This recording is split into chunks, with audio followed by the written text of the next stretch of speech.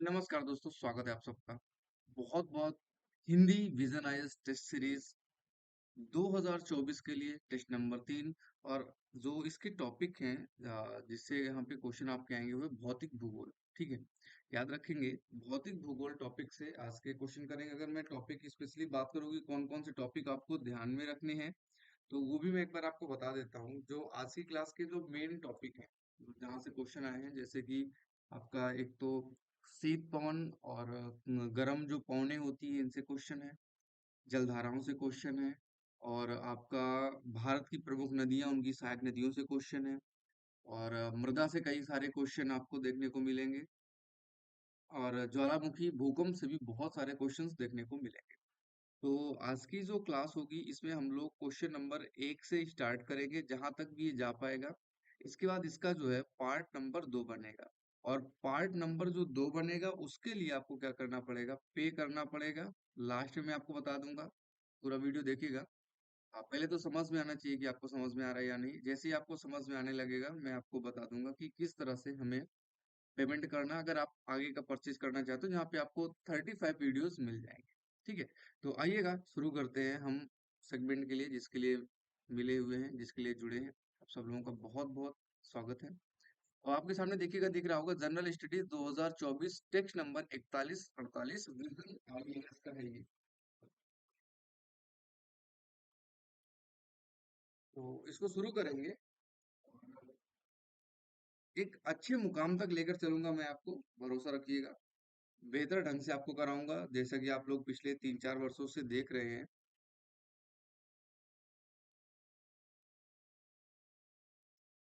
चलिएगा, यहाँ पर हम थोड़ा सा देखें अगर, तो ये रहा आपका। देखो यहाँ पे लिखा हुआ है, मार्कर ले लेता हूँ। और देखेंगे 41-28 नंबर का ये टेस्ट पेपर है, जो कि हमें सॉल्व करना है। ये ज्योग्राफी से संबंधित है। आइएगा क्वेश्चन इसके देखते हैं।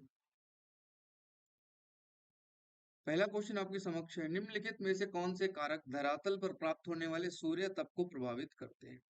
मतलब जो सन हीट हमें मिलती है, सौर स्थिरांक भी कह सकते हैं आप, कि 1 मीटर में प्रति सेकंड कितने जूल ऊर्जा प्राप्त होती है।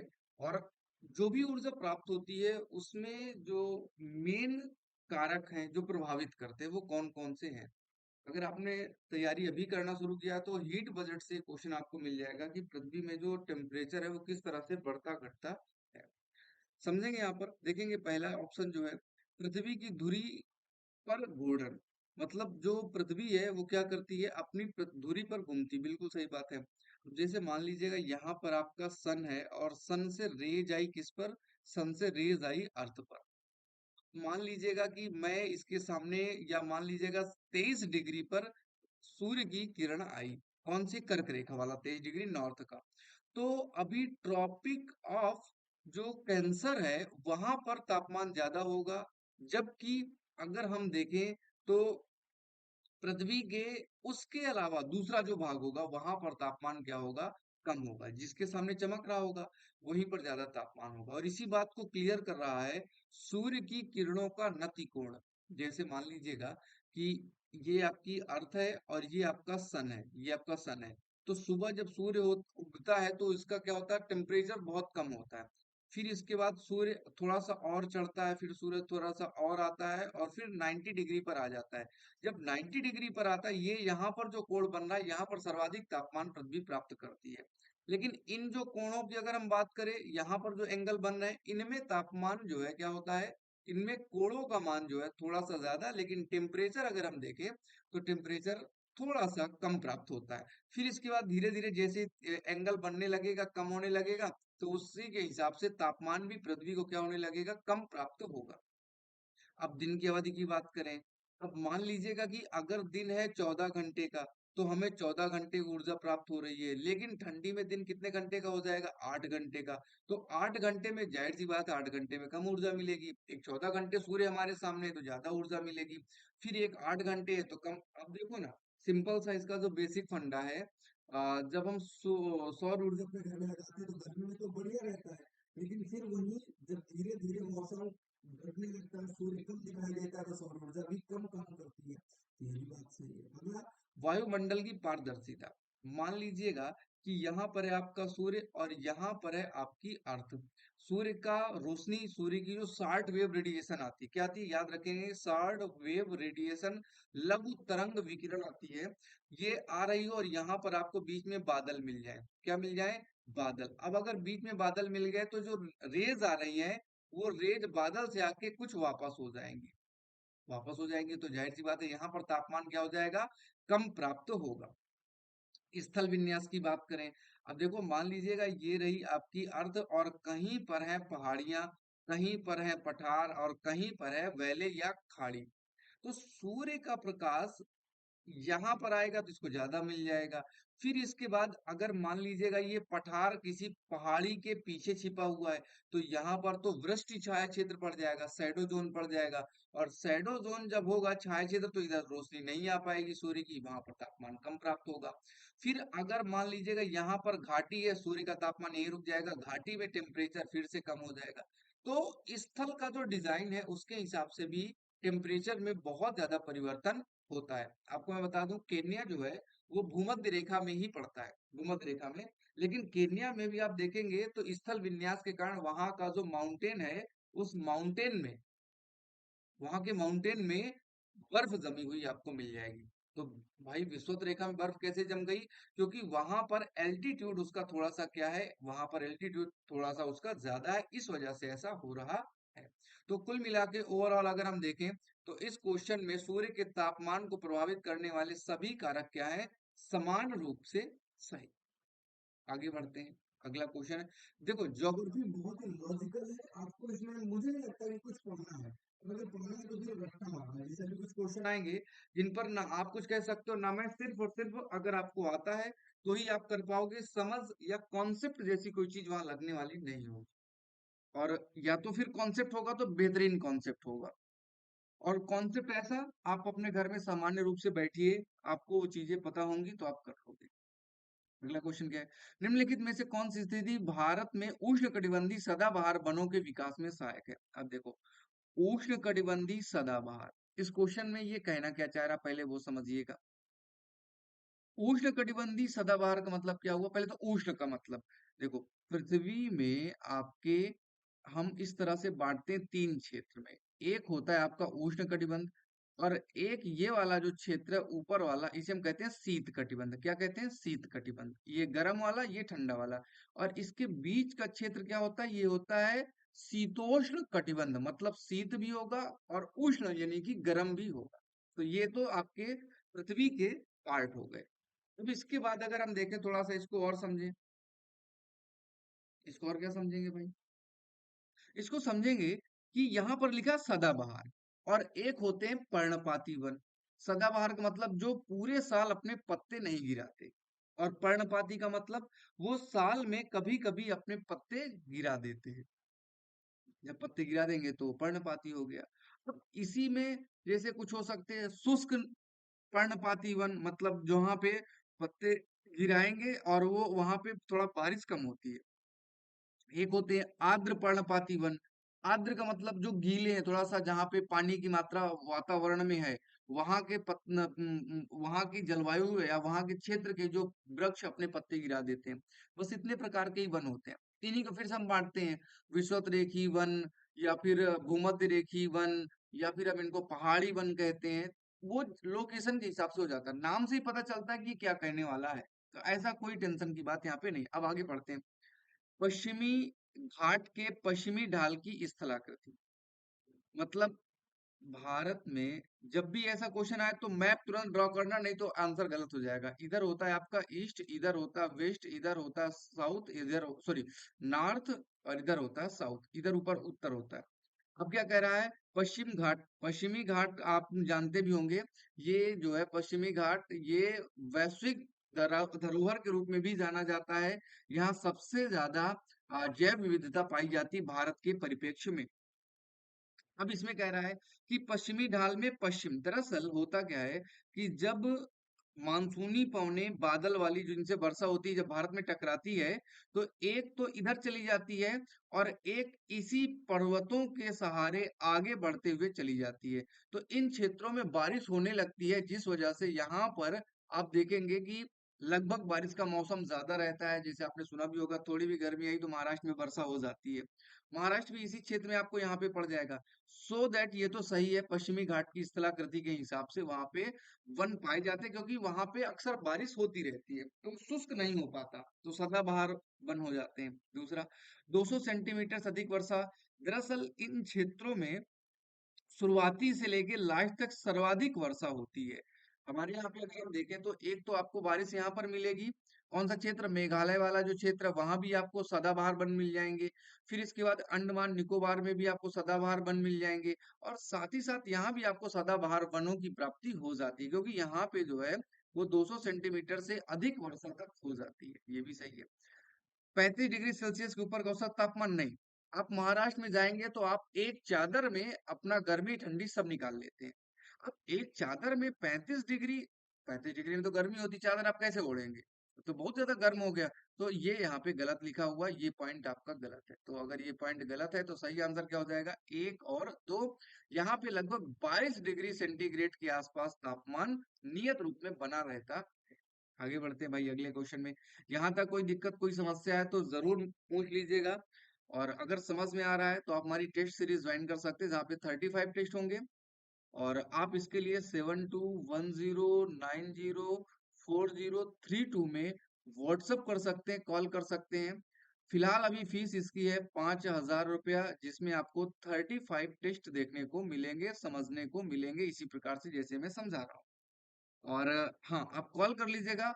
और समय के साथ कुछ ऑफर लगते रहते हैं, कुछ फीस कम भी हो सकती है। व्हाट्सअप भी इसी नंबर पे कर लेंगे, कोई दिक्कत नहीं है। आइएगा। तो अगले क्वेश्चन की तरफ बढ़ते हैं। सीढ़ीदार खेत मतलब कि पर्वतों में जो हम खेती करते हैं वो सीढ़ीदार खेती करते हैं। क्यों? क्योंकि जब बारिश होती है तो यहाँ की मृदा तेजी से नीचे ना चली जाए, वो इन क्षेत्रों में रुक जाए और नलिका अपर्दन को हम धीरे धीरे क्या कर सकें, रोक सकें। एक साथ अपर्दन मिट्टी का ना हो जाए, नहीं तो फिर पहाड़ों में कृषि नहीं हो पाएगी, सारा सारा आइटम क्या हो जाएगा, बह जाएगा। सीढ़ीदार खेत के लिए सही आंसर क्या हो जाएगा आपका, आइएगा देखते हैं भाई। अवनलिका अपर्दन को रोकने और उनके निर्माण को नियंत्रित करने के लिए सीढ़ीदार खेतों का निर्माण किया जाता है। याद रखेंगे, अवनालिका अपर्दन सीढ़ीदार खेत से संबंधित आगे भी कई सारे क्वेश्चन आएंगे, उसमें ये काम कर जाएगा। विषुव के दौरान, अब क्या है विषुव, विषुव का मतलब क्या होता है भाई, विषुव का मतलब होता है ऐसा समय जब, कैसा समय, जब ये आपकी पृथ्वी है और सूर्य इसके सामने आ जाए, कहां पर, 0 डिग्री में चमकने लगे।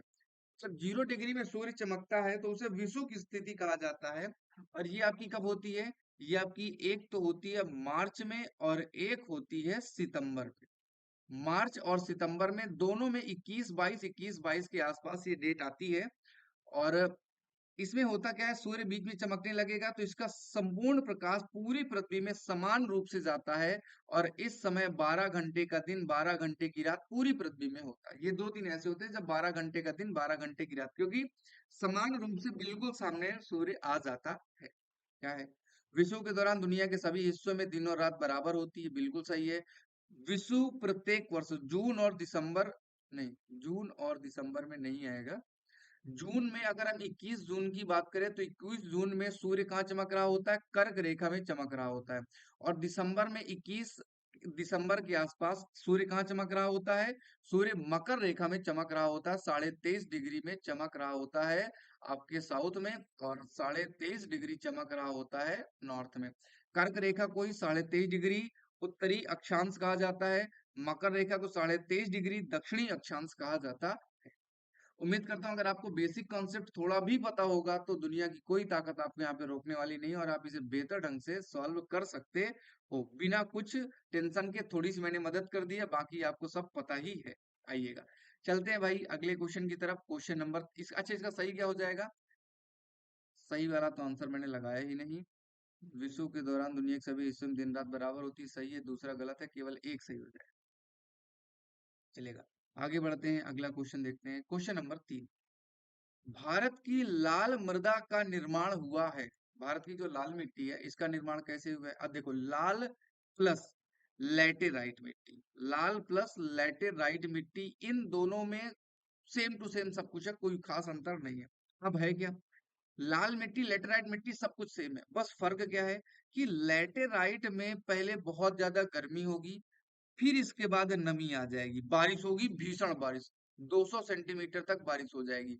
फिर इसके बाद क्या आ जाएगी, गर्मी आ जाएगी। फिर इसके बाद क्या आएगी, नमी आएगी। कितनी नमी आएगी, 200 डिग्री 200 सेंटीमीटर की बारिश हो जाएगी। अर्थात बारिश होगी, सूखा आएगा, बारिश होगी, सूखा आएगा, विकराल सूखा, विकराल बारिश।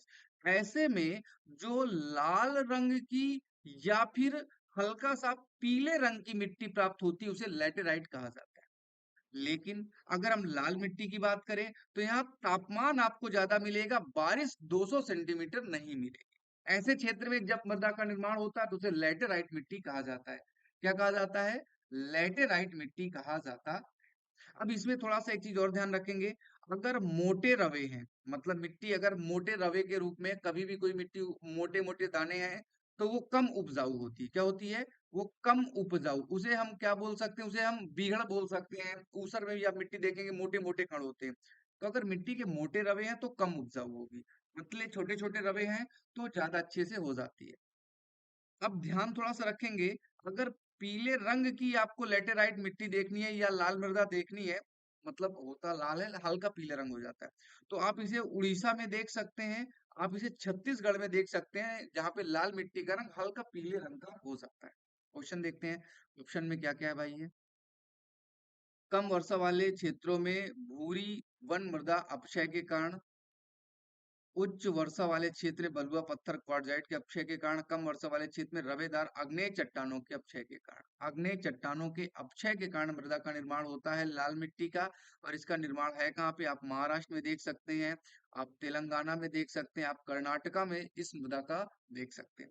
महाराष्ट्र के थोड़े ज्यादा हिस्से में आपको ब्लैक सॉइल मिल जाएगी, महाराष्ट्र प्लस गुजरात में आपको क्या मिल जाएगी, काली मृदा, बट लाल मिट्टी के भी वहां पे क्षेत्र आपको मिलेंगे, खूब अच्छे से मिलेंगे। जो आपका दक्कन भारत वाला जो एरिया है, जहां पर ज्वालामुखी क्रिया हुई थी, एक तो ये वाला दरारी उद्भेदन वाला महाराष्ट्र के क्षेत्र में, तो वहां तो काली मिट्टी मिलेगी। अदरवाइज आपको आग्नेय चट्टान जो पहले से बनी हुई थी वही धीरे धीरे अपक्षय अपवर्जित होके लाल मिट्टी में बदल गई, और वही मिट्टी आपकी लेटेराइट मिट्टी और लाल मिट्टी के नाम से जानी जाती है। चलेगा। अब आते हैं अगले क्वेश्चन में, क्वेश्चन नंबर 6, बेहतर क्वेश्चन है। भूमध्य सागरीय क्षेत्र के संदर्भ में ठंडी पवनों, कौन कौन सी ठंडी पवनें, एक शब्द याद रखेंगे, बोमिब। अब ये थोड़ा सा कठिन शब्द है, मैं खुद भूल जाता हूँ, बट अगर हम रेगुलर पढ़ते रहते हैं तो फिर याद करने में दिक्कत नहीं होती है। बोमिब जो है ये शीत पवने हैं, स्थानीय शीत पवनों के नाम है। जैसे बोसे हो गया बोरा, मीसी हो गया मिस्ट्रल, बासे हो गया ब्लीजार्ड। यहाँ पे लिख दूं क्या, बोरा, मिस्ट्रल और ब्लीजार्ड, ये आपकी तीन शीत पवने हैं। अब इसमें कह रहा है ठंडी पवने, तो बोरा हो गई, मिस्ट्रल हो गई, सिराको आपकी गलत हो गई, तो दो और तीन सही हो गया, ऑप्शन बन गया। इसका एक और तरीका भी है, जैसे गर्म पवने कौन कौन सी हैं, तो इसका एक शॉर्टकट मैंने बनाया है। एक तो मोबिब हो गया, एक और शॉर्टकट आपको बताता हूँ। एक शॉर्टकट है सना, सना लड़की है जो हंसी चीख के। अब देखो यहाँ पे सा से हो गया सांता आना, आप लिख लीजिएगा, ठीक है, अपने नोटबुक में लिख लीजिएगा। सा से हो गया सांता आना, ना से हो गया नार्वेस्टर, जो से हो गया जोंडा, जो से क्या हो गया जोंडा, और हा से क्या हो गया, हा से हो गया हर मट्टन, डॉक्टर हवा बोलते हैं हर मट्टन को, आगे भी क्वेश्चन आएगा, हर मट्टन से डॉक्टर पौने बोलते हैं। सी से हो गया सिराको, सी से क्या हो गया सिराको, और आपका ची से हो गया चीनूक, ची से क्या हो गया चीनूक, खा से क्या हो गया खमसिन। हालांकि कुछ और भी पौने जैसे फॉन भी गर्म पवन है, बट वो इस शॉर्ट ट्रिक में हमारे नहीं आ पाई, और ब्रिक फील्ड। चलिएगा, उम्मीद करता हूँ आपको मेरी बातें थोड़ी बहुत अच्छी लग रही होंगी। इन्हीं उम्मीदों के साथ जिंदा हैं हम भी, और आपको क्लास करवा रहे हैं। और आगे बढ़ते हैं, आने दीजिएगा, देखते हैं इसके अलावा कौन सा आता है। एक और अभी ठंडी पवनों का आएगा, ठंडी ठंडी समुद्री जलधाराओं का, एक शॉर्टकट में वो भी आपका कंप्लीट हो जाएगा, चिंता मत कीजिएगा। कुछ चीजें तो मैं बहुत बेहतर आपको करा दूंगा। नहीं कुछ करा पाऊंगा, अगर आप मेहनत से मेरी वीडियो देखेंगे तो आप एक अच्छा टीचर जरूर बन जाएंगे, सिविल तो निकाल ही लोगे। शिखर और अवस्थिति कहाँ पर कौन है देखते हैं, आइएगा। महेंद्रगिरी कहाँ पर है, देखो महेंद्रगिरी हो या फिर आपका खंडगिरी हो या फिर आपका उदयगिरी हो, कोई भी गिरी है तो वो कहाँ पे है, उड़ीसा में है। कहाँ पे है, उड़ीसा में। महेंद्रगिरी, खंडगिरी, उदयगिरी, ये सब आपको उड़ीसा में मिलेंगे। और अगर आप मैप में देखेंगे तो उड़ीसा भी इधर है और पूर्वी घाट भी इधर है, तो पहला ऑप्शन तो आपका क्या हो गया, सही हो गया। दूसरा, डोडा बेटा की बात करें, अनाई मुदी की बात करें, तो डोडा बेटा जो है ये कहाँ की, नीलगिरी की चोटी है। कहाँ की चोटी है, नीलगिरी की चोटी है। अनाई मुदी की बात करें तो ये केरल में आपको मिलेगी, और केरल में आप कार्डमम भी कह सकते हैं, या यहीं पर लिख लीजिएगा, केरल में आपको ये मिल जाएगी। तो ये दोनों तो आपकी हो गई गलत।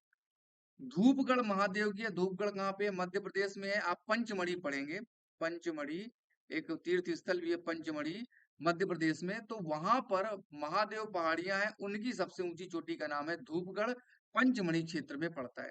तो आपके ऑप्शन 1 और 4 क्या हो गए, सही हो गए, तो सही आंसर आपका क्या हो गया, डी। आइए अगले चलते हैं। हाल ही में संस्कृति मंत्रालय ने वर्ष भर संत सेवालाल महाराज की जयंती मनाने की घोषणा की है, किस समुदाय से संबंधित है, आध्यात्मिक गुरु हैं, बंजारा से संबंधित है। तो इनके बारे में आपको थोड़ा सा मैं बता देता हूँ कुछ और जानकारी। दरअसल आपका जन्म कहाँ पे हुआ, कर्नाटक में जगह है सिमोगा, यहाँ से नदी भी निकलती है, सारावती जैसी नदियां आपको यहाँ पे देखने को मिल जाएंगी। और आपका जन्म हुआ 1739 में, सिमोगा में 1739 में जन्म हुआ। और आपके समुदाय में या बंजारा समुदाय में जो भेदभाव थे या इनके समुदाय में जो कुछ कमियां थी, उन कमियों को सुधारने का काम इन्होंने किया, संत सेवालाल जी। ये भी बंजारा समुदाय से संबंधित थे। हाँ, ये केवल कर्नाटक में नहीं पाए जाते, बंजारा जनजाति आप कह सकते हो पूरे भारत में पाई जाती है। और इनके जो संबंध थे, इनकी जो संस्कृति थी, उसके संरक्षण में जो भी व्यवस्थाएं ने, उस हिसाब से आपका ये संत सेवालाल ने सुधार का काम किया, या धार्मिक सुधार आप कह सकते हो, या जनजातीय समुदाय में सुधार के लिए यहाँ पे था। आगे बढ़ते भाई अगले क्वेश्चन की तरफ। निम्नलिखित में से गैसों को वायुमंडल उनकी हिस्सेदारी के घटते क्रम में व्यवस्थित कीजिए। गैसों की हिस्सेदारी में घटते क्रम में व्यवस्थित करना। चलो भाई आ जाओ। देखो, अगर कभी भी आता है कि कितनी कौन सी जो गैस है अपने वायुमंडल में पाई जाती है, सबको पता है कि लगभग 78% के आसपास नाइट्रोजन पाई जाती है। तो नाइट्रोजन तो ऑप्शन में है नहीं। इसके बाद 20 या 21 कह सकते हैं पाई जाती है आपकी ऑक्सीजन। तो सबसे ज्यादा कौन पाई जाएगी, ऑक्सीजन। क्या कह रहा है, घटते क्रम में लिखे, मतलब सबसे बड़ा पहले, फिर इसके बाद घटते हुए क्रम में आपको लिखना है। तो सबसे पहले नंबर पर कौन हो गया, ऑक्सीजन हो गया। ऑक्सीजन के बाद आपका नंबर आता है 0.1 या 1 से थोड़ा सा कम, 0.9 कर लीजिएगा, ऑर्गन होती है। ध्यान रखेंगे, ऑर्गन। तीसरे नंबर पे गैस कौन सी आती है ऑक्सीजन के बाद, तीसरे नंबर पे आती है ऑर्गन। और ऑर्गन के बाद आपको जो पौने मिलेंगी, उनमें से आपको ढेर सारी हैं। जैसे कार्बन डाइऑक्साइड की बात करें तो 0.03 पर आ गई है कार्बन डाइऑक्साइड, तो इसके बाद आपका ये हो जाएगा। हाइड्रोजन की बात करें तो ये आपका 0.005 के आसपास आपको मिलने वाला है। थोड़ा सा इसमें वो है।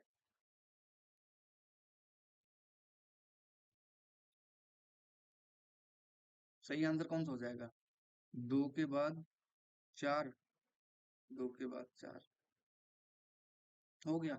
आर्गन जरूर याद रखेंगे, अगर आर्गन याद रखेंगे तो बाकी का काम आप अब आसानी से कर लेंगे। आइएगा, भारत में जलोढ़ मृदाओं के संदर्भ में निम्नलिखित कथनों पर विचार कीजिएगा। जलोढ़ मृदा, दोमट मिट्टी, ये आपसे अक्सर क्वेश्चन पूछा जाता है जलोढ़ मृदा के बारे में। अभी जलोढ़ मृदा का जो टाइप है वो कौन सा टाइप है, याद रखो, बीटी बैगन खा, क्या, बीटी बैगन खा। एक बीटी बैगन आया था, ये जो है आनुवांशिक रूप से संशोधित किया गया था, तो वही मैंने यहाँ पे शॉर्टकट बनाया है। बा से हो गया भाभर, ये जलोढ़ मृदा के रूप है शुरुआत में सबसे पहले। टी से हो गया तराई, बा से हो गया बांगर, और खा से हो गया खादर। क्या हो गया, खा से खादर। खादर में आपको नई जलोढ़ मिलेगी, बांगर में आपको क्या मिलेगी, पुरानी जलोढ़ मिलेगी। भाबर का मतलब जब पर्वतों से, नदी सबसे पहली बार निकलती है तो बड़े बड़े बोल्डर के पास होती है नदी, और ये नदी दिखाई नहीं देती। इन बोल्डर के छोटे छोटे पत्थरों के नीचे से पानी बहता है, और फिर इसके बाद जैसे ही थोड़ा समतल में आता है तो पानी तुरंत उफान मारने लगता है और तेजी से दिखाई देने लगता है। इसे हम तराई क्षेत्र कहते हैं। फिर इसके बाद ये सब मिट्टी के रूप हैं, और फिर इसके बाद जब थोड़ा सा आगे बढ़ेंगे तो आपको क्या मिलेगी? आपको मिलेगी बांगर भूमि, और फिर इसके बाद खादर मिलेगी। तो सबसे लास्ट में जब जलोढ़ मृदा पहुंचती है तो सबसे मिलते जुलते टूटते फूटते मान लीजिएगा कि उत्तराखंड से चलती है उत्तर प्रदेश और बिहार और आपके वेस्ट बंगाल तक पहुंचती है। तो वेस्ट बंगाल के क्षेत्र में जो मिट्टी पाई जाएगी वो खादर, और यहाँ पे नई जलोढ़ मृदा प्राप्त होती है। और बांगर को आप ये कह सकते हैं वेस्ट बंगाल से थोड़ा पहले की जो जगह है वहां पे आपको बांगर यानी कि पुरानी जलोढ़ मृदा मिल जाएगी। अब जलोढ़ मृदा भारत में अब सर्वाधिक मिट्टी जो पाई जाएगी उसमें से जलोढ़ मृदा आपका सबसे बड़ा क्षेत्र ग्रहण करती। याद रखेंगे बांगर पुरानी है, ये जरूर याद रखना है। ये निक्षेप मृदा है जिन्हें नदियों और सरिताओं द्वारा वहित निक्षेपित किया जाता है। बिल्कुल सही बात है। ऊपर से हिमालय से निकलने वाली जो नदियां होती हैं अपने साथ जो मिट्टी के कण लेकर आती हैं वो निक्षेपित करती हैं, जिससे उस मृदा का निर्माण होता है। इसे जलोढ़ मृदा एलुवियल सॉइल भी कहा जाता है, और ये कृषि के लिए एक काफी अच्छी मृदा है, सर्वाधिक उपजाऊ मृदा भी आप इसे कह सकते हो। अगला, सामान्यतः इनमें फास्फोरस की अधिकता नहीं। देखो, इनमें एनपीके हम मिट्टी में डालते हैं। आपने अगर कभी खाद सुना हो कि हम कौन सी खाद डाल रहे हैं, तो हम एनपीके डालते हैं, नाइट्रोजन पोटास फास्फोरस हम अपने खेतों में डालते हैं। मतलब हमारे जो भारत की जो मृदा है उसमें एनपीके की कमी होती है, नाइट्रोजन की, पोटास की, फास्फोरस। आपको सर जी नाइट्रोजन तो 78% एटमॉस्फेयर में है। यही दुविधा है कि एटमॉस्फेयर में तो है लेकिन मिट्टी में नहीं पाया जाता। और जो पौधे होते हैं वो जड़ से नाइट्रोजन लेना पसंद करते हैं। सबसे ज्यादा जरूरी भी नाइट्रोजन ही होता है, इसलिए यूरिया में 46% नाइट्रोजन होता है। और इसीलिए हम खेत की जुताई करते हैं कि वायुमंडल की जो हवाएं हैं वो जुताई से खेत में फंस जाए, ट्रैप हो जाए, इससे नाइट्रोजन क्या हो जाए, थोड़ा सा हमारे खेत में बढ़ जाए। ये सेगमेंट होता है या ये एक सिस्टम होता है। अब आगे बढ़ते हैं इस क्वेश्चन में। ये तो आपका हो गया गलत। नहीं, एक मिनट, इनमें फास्फोरस मात्रा अधिकता, पोटास की मात्रा कम, ये दोनों ही कम पाए जाते हैं, तो ये गलत हो जाएगा, आपका ए सही हो जाएगा।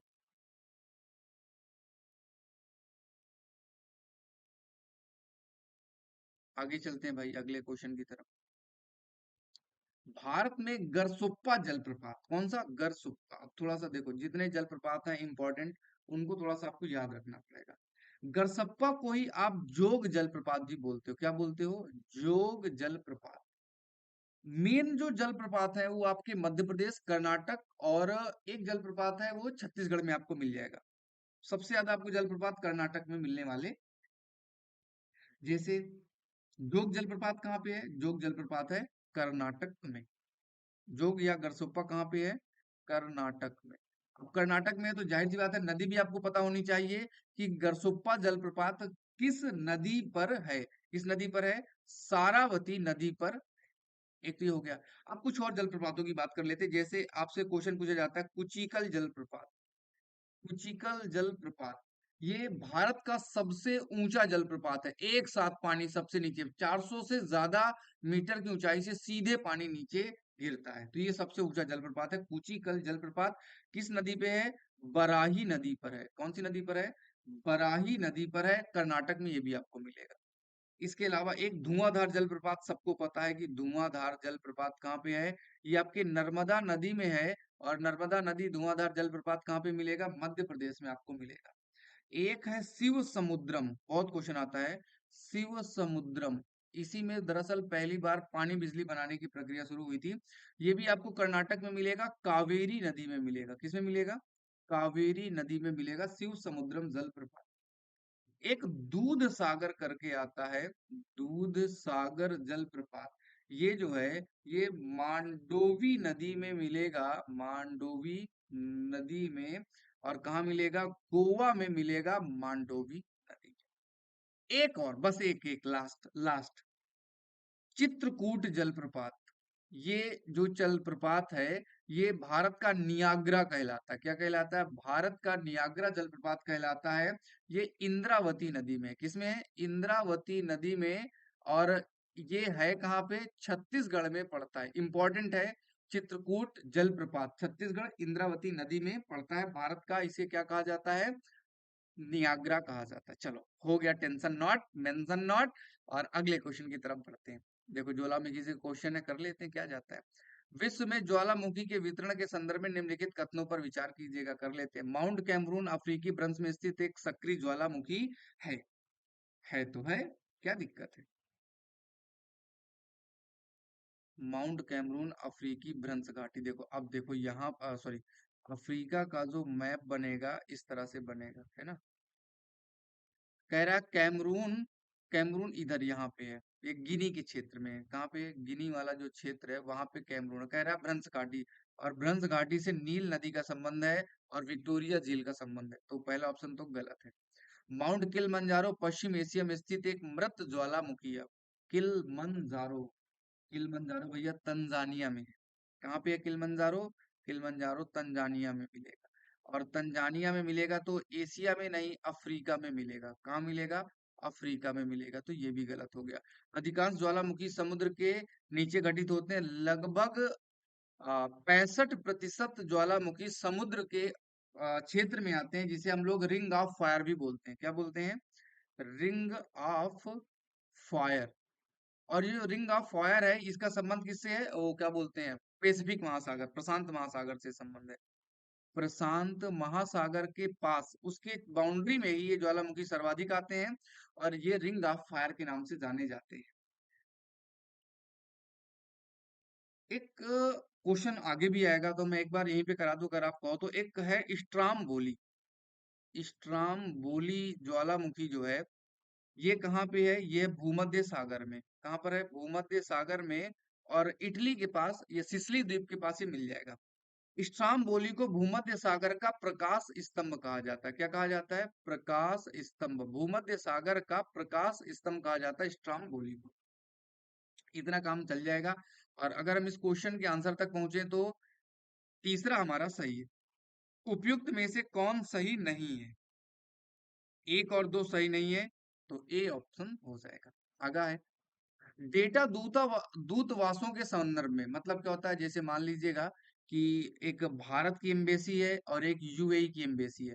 हमारे देश के लोग यूएई में काम करने जाते हैं, तो हम अपना डेटा दे रहे हैं कि कितने लोग हमारे आपके यहाँ पे काम करने आए, और ये अपना डेटा हमें दे रहे हैं कि आपके कितने लोग हमारे यहाँ काम करने के लिए आए। इससे क्या होता है कि एक सहानुभूति बनी रहती है और लोग खोते नहीं है।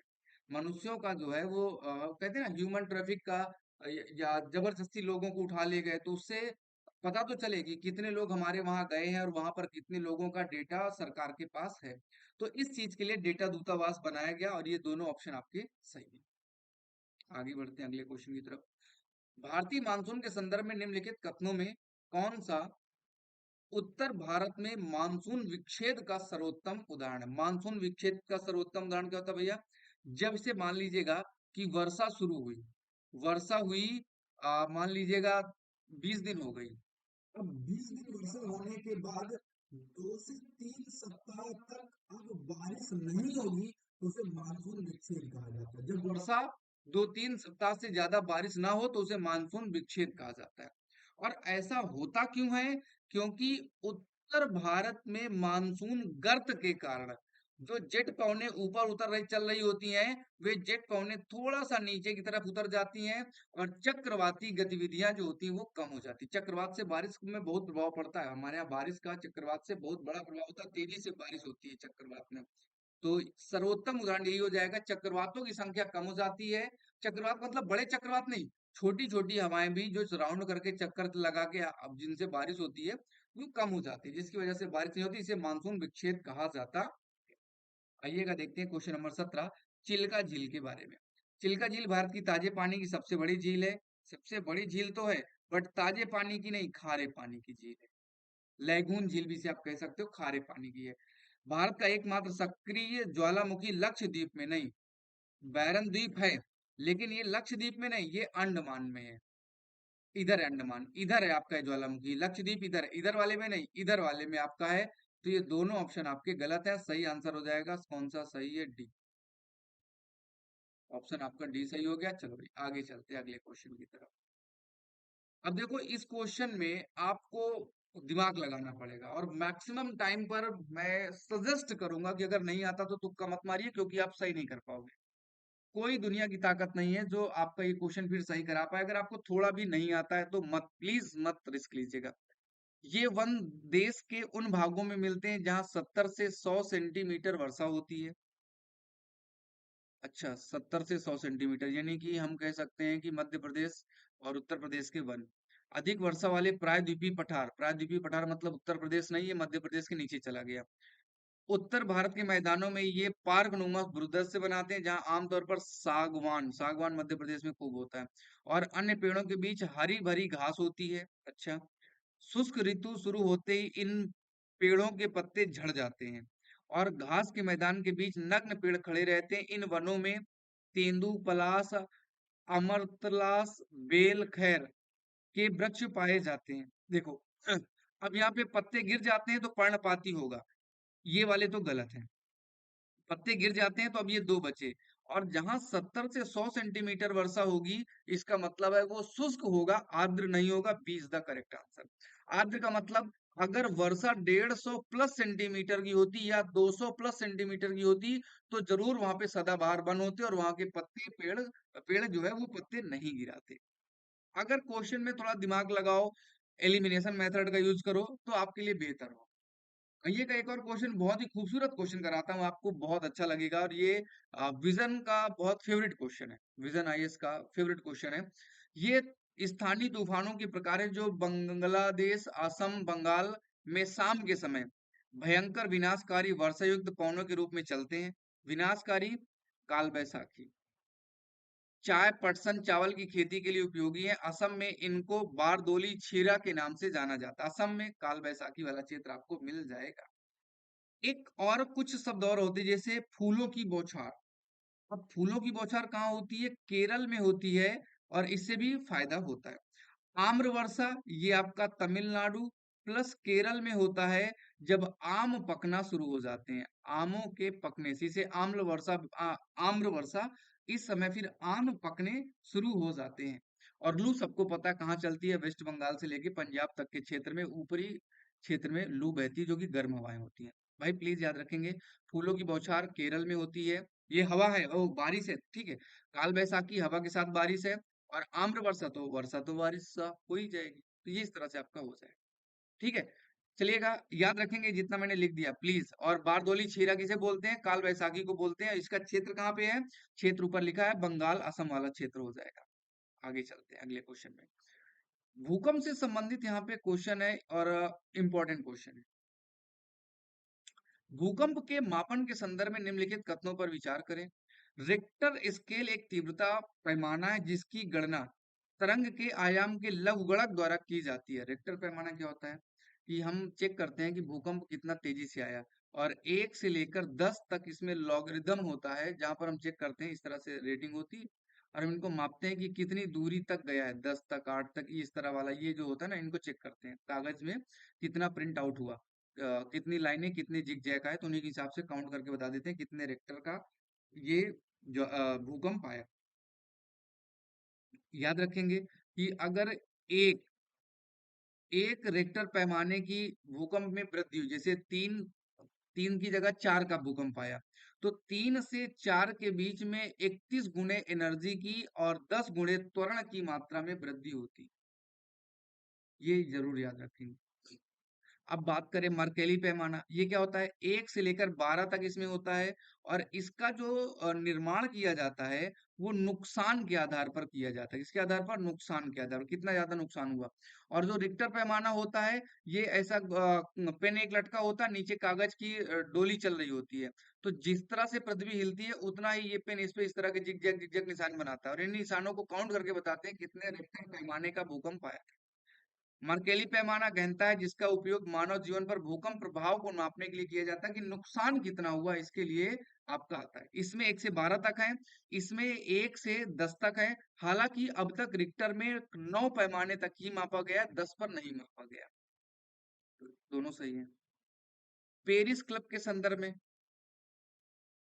अभी पेरिस क्लब में क्या हुआ? श्रीलंका जो है शामिल हुआ था। पेरिस क्लब जो है 1956 में बना। ये आपके यूएसए वगैरह के जो देश थे, इन लोगों ने अपने यहाँ, जैसे मान लीजिएगा किसी देश ने ऋण लिया और ऋण जमा नहीं कर पा रहा है, तो उसके लिए ये देश आपस में मिलके समर्थन करते हैं। और इसमें यूएस के साथ 22 प्लस ओईसीडी के सभी सदस्य इसके हिस्सेदार हैं। आर्थिक सहयोग संगठन जो है उसके सदस्य और 22 अन्य देश इसमें रहते हैं। भारत इसमें जो है वो तदर्थ सदस्य के रूप में जाता है। भारत इसका सदस्य नहीं है, तदर्थ सदस्य के रूप में भारत इसमें क्या होता है, शामिल होता है। तो हो जाने दीजिएगा। इसका प्रमुख उद्देश्य देश की संधारण क्या है, एक मिनट। इसका उद्देश्य, मुख्य उद्देश्य उन देशों के लिए संधारणीय ऋण राहत समाधान खोजना है जो अपने द्विपक्षीय ऋणों का भुगतान नहीं कर पाए, जैसे श्रीलंका वाले में भी हो गया। सही है, भारत इस क्लब का सदस्य नहीं है। आगे बढ़े, चलिएगा भाई आगे बढ़ते हैं अगले पॉइंट पर। क्वेश्चन नंबर देखते हैं 20।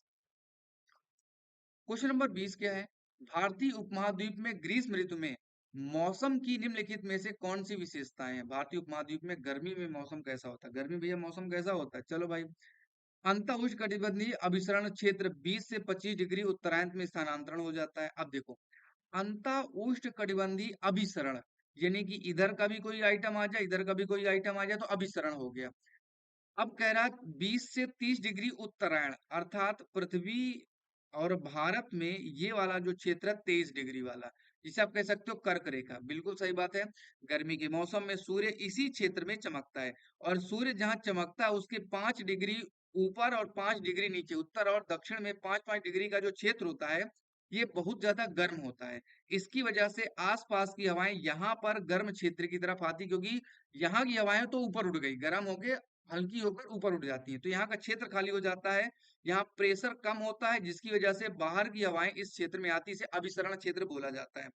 और अगर ये क्षेत्र, अगर ये क्षेत्र विषुवत रेखा में है तो इसे डोल ड्रम बोला जाता है।